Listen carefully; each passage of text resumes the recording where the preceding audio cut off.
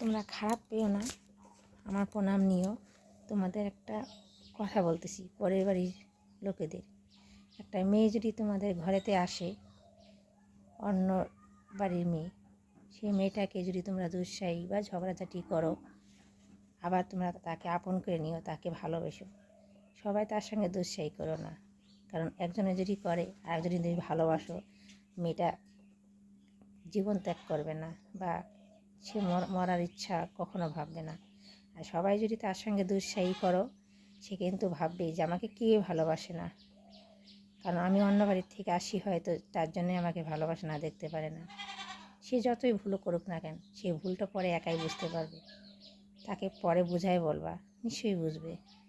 সবাই তার সঙ্গে যদি মনে করো রাগ হয়ে থাকো, কথা বলো না, সে মনে একটা ভিতরে আঘাত নিয়ে সে জীবনটা ভাবে আমি জীবনই রাখবো না। এই জীবন রেখে কী হবে?